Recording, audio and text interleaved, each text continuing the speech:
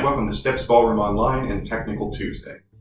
This is our first technique video working on building terms and ideas that we use in all of our class videos. Today we're going to be tackling some basic foot positions and types of steps. If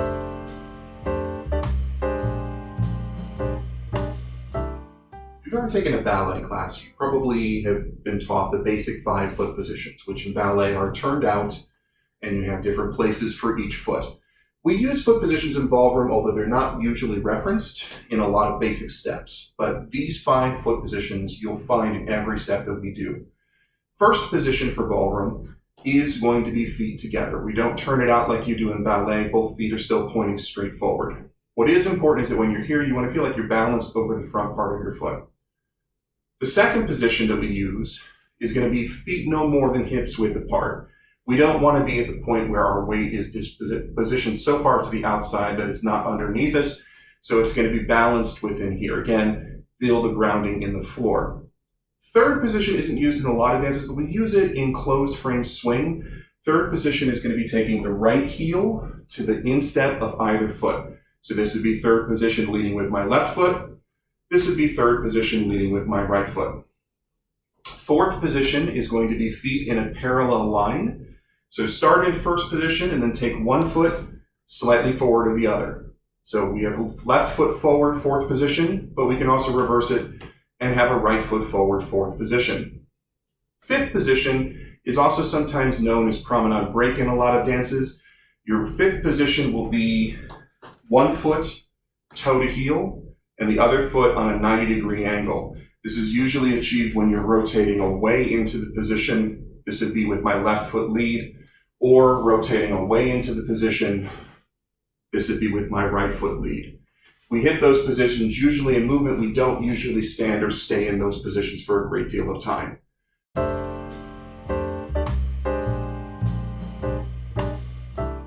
Okay, the second thing I'd like to tackle today are the 4 basic types of steps. These are going to seem relatively simple, but we use these to build all the patterns in all the dances. First type of step that we have is a walking step. A walking step is achieved by either walking forward or backward, but just as a general rule of thumb, unless the dance is an exception, we walk forward with the left foot first and we walk backwards with the right foot first. So there's nothing fancy here. We simply have walk, walk, together. We start backwards, we take our right foot stepping, walk, walk, together. The second kind of step that we use to build our patterns is what we call a side step. Side step is moving to either direction. So we either move to the left or we move to the right, simply stepping side together, or reversing the other way, side together, side together. So these first two types of steps, walking steps and side steps, seem relatively simple. Now we're going to take the next 2 and build on the first 2. So our third type of step that we use is a rock step. Now a rock step can be done in any direction with either foot. So starting feet together, we can rock forward with our left foot stepping forward, but then reversing the weight all the way back onto our right foot in place. So we have rock, step, rock, step. And what we're trying to achieve here is 100% weight transfer over those feet. We're not split weight between 2 feet. You're either all the way in the left foot or all the way in the right foot. But the feet aren't moving on the floor. You're just transferring the weight. So we have rock, step, rock, step. We can lead a rock step to our side, stepping rock, step, rock, step. We can lead a rock step heading backwards, rock, step, rock, step. We can do all the same directions utilizing our right foot, moving forward, rock, step, rock, step, or sideward, rock, step, or backward, rock, step, rock, step. The final type of step that we're going to talk about today is a triple step. A triple step is a specialized form of side step. We take 1.5 side steps to the left, and then we have to reverse it back the other way. So usually we'll take this here going side, together, side. When I finish, my weight is 100% here on my outside foot. I have no weight on my right foot. I can reverse it to the opposite direction, side, together, side. I end with my weight 100% on my outside right foot with no weight on my trailing leg. So it's triple step, triple step, triple step, triple step. Now these can also be done forward and backward. Stepping with the left foot usually is a lead for the man or the leader's role. Stepping forward, together, forward, finishing on that forward step, and reversing it back, back, together, back. So it's triple step, reverse, triple step. We could switch and do it with the right foot, same thing. Triple step, reverse, triple step, triple step, triple step.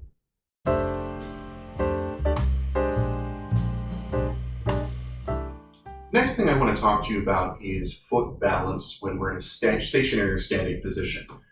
Most of us are used to standing on what I call the greater tripod of the foot, which is ball of the foot, heel of the foot. So normally when we're standing here, particularly if you have a tendency to sort of lock your knees back, we tend to drift our weight here back into the heels and that greater tripod.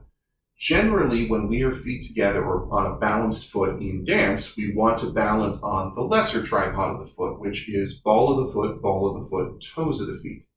So when you're standing here, you want to get your weight balanced down over your toes, bringing your weight forward. Now this is best achieved by slightly having just a little bit of bend here in the knees, makes you feel like you're gripping your toes down to the floor.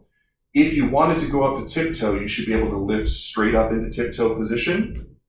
If you feel like you have to rock your weight forward first to do that, then you're probably resting back in your heels. So anytime we're taking walking steps, whether we're sliding the foot or stepping with the heel of the foot, when we resolve that, the step moves to that front tripod of the foot for balance. When we take our side step, same thing, it stays in the front tripod of the foot as we connect the step.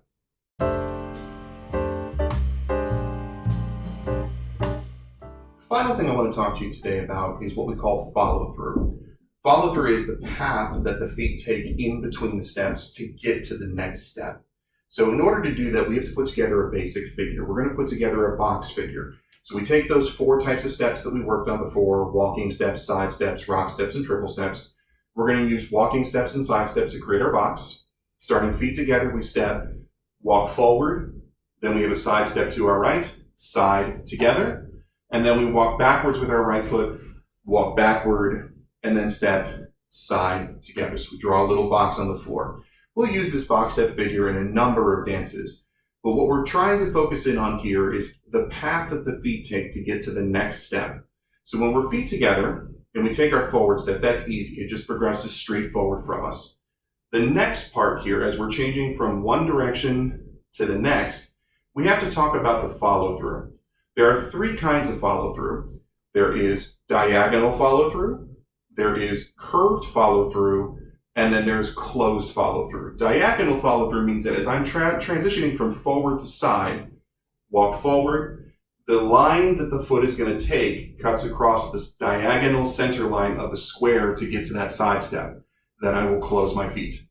As I take my step back, the diagonal follow through happens here again, traveling across the diagonal line of the square, and then I close my feet. So I would have forward, side, together, backward, side, together.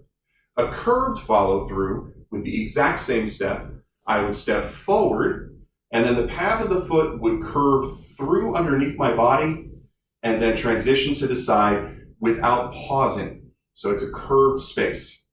Then I would close my feet. As I take my backward step, the line will curve under my body before it travels to the side without pausing. So curved follow through would be forward, side, together, backward, side, together, forward, side, together, backward, side, together. The third and final type of follow through is called closed follow through. When I take my forward step, before my foot travels to the side, it will actually close completely underneath my body with no weight. and then travel to the side, and then I close my feet. As I step backwards, it will travel completely underneath my body, and then I will travel to the side and close my feet. Now, usually this closed moment will get its own beat, so it's almost usually incorporated into a slow beat or an extended beat during that moment. So when you take your closed follow through, you usually have forward, side, together, backward, side, together, forward, side, together, backward, side, together. So that covers our basic steps and footfall techniques in Ballroom. If you've enjoyed this, please like and subscribe. You'll find our Facebook and PayPal links down in the doobly-doo. If you'd like to be involved in our live stream classes, you can email us at dance@stepsballroom.com. Otherwise, join us next week, and I'll see you in our next lesson.